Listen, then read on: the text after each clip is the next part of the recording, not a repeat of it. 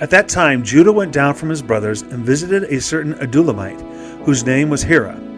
There Judah saw the daughter of a certain Canaanite man named Shua. He took her and went into her.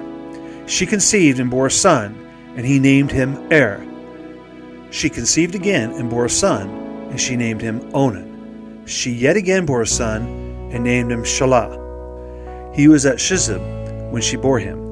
Judah took a wife for Er, his firstborn, and her name was Tamar.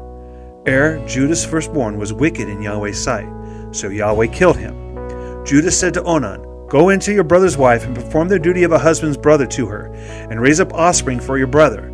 Onan knew that the offspring wouldn't be his, and when he went into his brother's wife, he spilled his semen on the ground, lest he should give offspring to his brother.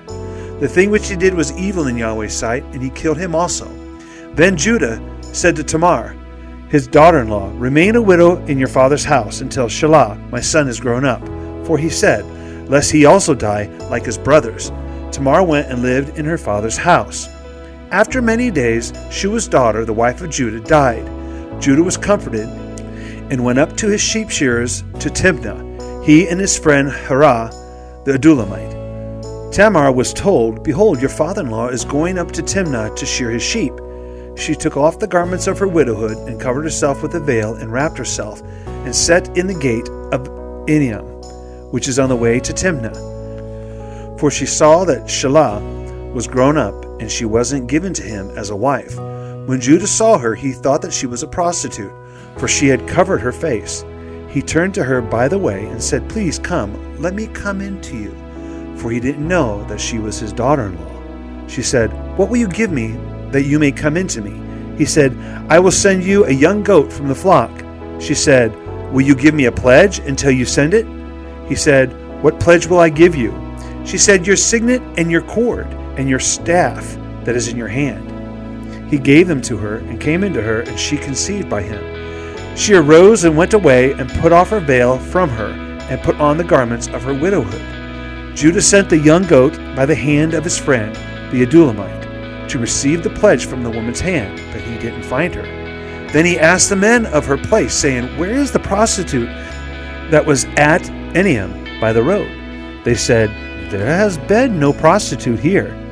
He returned to Judah and said, "I haven't found her." And also the men of the place said, "There has been no prostitute here."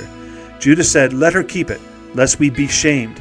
Behold, I sent this young goat, and you haven't found her." About 3 months later, Judah was told, "Tamar, your daughter-in-law, has played the prostitute. Moreover, behold, she is with child by prostitution." Judah said, "Bring her out, and let her be burned." When she was brought out, she sent to her father-in-law, saying, "I am with child by the man who owns these." She also said, "Please discern whose these are, the signet and the cords and the staff." Judah acknowledged them and said, "She is more righteous than I, because I didn't give her to Shelah, my son." He knew her again no more. In the time of her travail, behold, twins were in her womb. When she travailed, one put out a hand, and the midwife took and tied a scarlet thread on his hand, saying, "This came out first." As he drew back his hand, behold, his brother came out, and she said, "Why have you made a breach for yourself?" Therefore his name was called Perez.